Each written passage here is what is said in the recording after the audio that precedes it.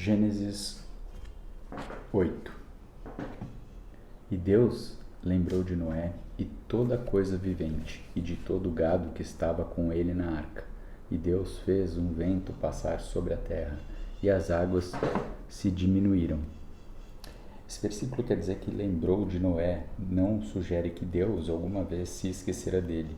Quando usado para o Deus onisciente, lembrar sugere que o início de um ato miraculoso e redentor de Deus, outros exemplos de Deus se lembrando como o primeiro passo na provisão da sua ajuda divina para o seu povo, inclui sua intervenção na vida de Ló, de Raquel e dos israelitas no Egito, usando uma linguagem que reflete ao ato inicial de Deus na criação do universo.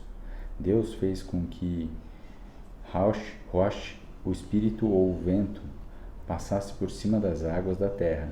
Imediatamente as águas se diminuíram. Versículo 2. Também as fontes do abismo e as janelas do céu foram fechadas, e a chuva do céu foi contida.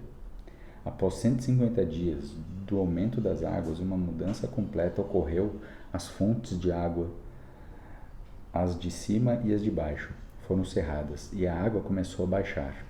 O derramamento inicial findara após 40 dias e 40 noites, de modo que, presumivelmente, as águas citadas como tendo cessado no presente versículo eram somente chuvas leves e esporádicas.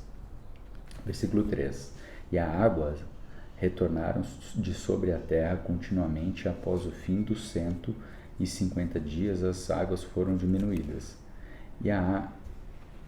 Esse versículo quer dizer que exatamente com o dilúvio aumentaram sobre a terra durante 150 dias. Assim as águas retornaram sobre a terra continuamente por 150 dias até significativamente serem diminuídas. Versículo 4. E a arca descansou no 7º mês, no 17º dia do mês, sobre os montes de Ararat. Exatamente 5 meses após o início do dilúvio, a arca descansou sobre os montes de Ararat, na Turquia ou na Armênia atuais. Versículo 6. Versículo 5. E as águas diminuíram continuamente até o 10º mês. No 10º mês, no primeiro dia do mês, foram vistos os topos dos montes. E aconteceu que, ao fim de 40 dias, Noé abriu a janela da arca que ele fizera. Esse versículo quer dizer que a única vez que se empregava a palavra hebraica alon para a arca, Noé abriu a janela para determinar a aptidão da terra para receber a carga de pessoas e animais da embarcação. Versículo 7. E ele enviou um corvo, que saindo ia e voltava até secar as terras sobre a terra. Os rabinos têm sugerido que Noé primeiro soltou um corvo, um animal ritual impuro, porque ele era dispensável. O fato de que ele ia e voltava perto da arca significava que a ave não conseguia encontrar um ambiente adequado. Versículo 8. Ele também enviou uma pomba para ver se as águas haviam diminuído da face da terra. Esse versículo quer dizer que talvez simultaneamente, como a soltura do corvo ou pouco depois, Noé solta uma pomba. Uma vez que a pomba comia sementes e insetos, ela havia de fornecer uma útil indicação de que as águas haviam diminuído da face da terra. Mas a pomba não encontrou descanso para a sola do seu pé, e ela retornou para ele na arca, pois as águas estavam sobre a face de toda a terra. Então ele estendeu sua mão e a tomou, e puxou para si para dentro da arca. Esse versículo quer dizer que, embora a arca estivesse agora repousando sobre o Ararat e os topos das montanhas fossem visíveis, as águas ainda não haviam baixado o suficiente para a pomba encontrar descanso para a sola do seu pé. Versículo 10. E ele lhe ficou mais outros 7 dias e novamente enviou a pomba para fora da arca. E a pomba veio a ele à tarde, e eis que no seu bico estava uma folha de oliveira arrancada. Assim Noé soube que as águas haviam diminuído sobre a terra. Esses versículos querem dizer que quando a pomba retorna a Noé de sua segunda incursão com uma folha de oliveira, isto confirmou que as elevações mais baixas onde as oliveiras crescem estavam agora acima da água. Inspirada por essa mensagem, a figura de uma pomba como um ramo de oliveira em seu bico tornou-se um símbolo universal da paz. 12. E ele ficou mais outros 7 dias e enviou a pomba, que não mais retornou a ele. Esse versículo quer dizer que quando Noé enviou a pomba pela terceira vez, e ela não mais retornou a ele, estava claro que as condições de manutenção da vida agora existiam nas elevações mais temperadas e mais baixas da terra. E aconteceu no 601º ano do primeiro mês, nos primeiros dias do mês, que as águas foram secas sobre a terra. E Noé removeu a cobertura da arca e olhou, e eis que a face da terra estava seca. E no segundo mês, no 27º dia do mês, a terra estava seca. E no segundo mês, no 27º dia, no mês estava seca.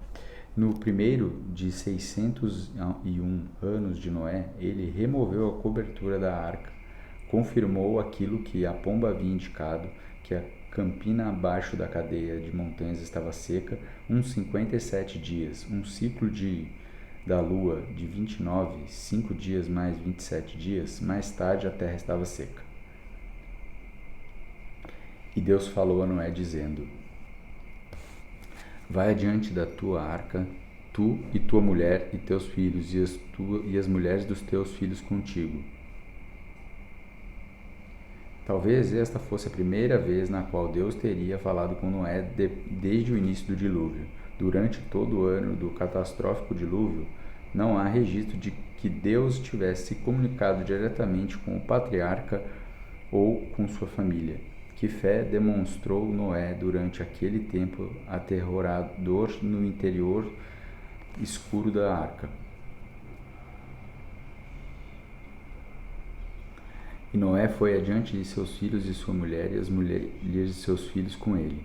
E saíram da arca todo animal e toda coisa rastejante, toda ave e tudo que rasteja sobre a terra, segundo as suas espécies. E Noé construiu um altar ao Senhor, e tomou de todo animal limpo e toda ave limpa, e ofereceu ofertas queimadas sobre o altar.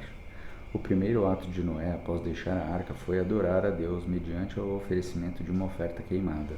Noé ofereceu o sacrifício de todo animal limpo e de toda ave limpa, ou seja, um de cada mamífero que ruminava e possuía casco fendido, bem como um representante de cada tipo de ave que não comia carniça. Foi provavelmente uma oferta impressionante. 21. E o Senhor cheirou um aroma doce, e o Senhor disse em seu coração: eu não amaldiçoarei novamente a terra por causa do homem, pois a imaginação do coração do homem é má desde a sua juventude. Tampouco eu ferirei novamente toda coisa vivente como o que fiz. Usando linguagem antropomórfica, as palavras que descrevem os atos de Deus em termos humanos, o texto observa que o Senhor cheirou um aroma doce. A expressão significa que o Eterno aceitou o sacrifício de Noé. Em outros lugares na Torá, a recusa de Deus em cheirar um sacrifício significa sua rejeição da oferta. Ofertas aceitáveis em outras partes da Bíblia são ditas tendo um aroma agradável. Depois da oferta queimada de Noé, o Senhor fez uma promessa solene de nunca mais amaldiçoar a terra, como ele fizera após o pecado de Adão. Quase um senso de ressignificação, Deus observou que a imaginação do coração do homem é má desde a sua juventude. Contudo, apesar da natureza pecaminosa da humanidade, a graça e o amor do Senhor prevaleceriam. Ele nunca mais desistiria toda a vida como havia feito nos dias de Noé.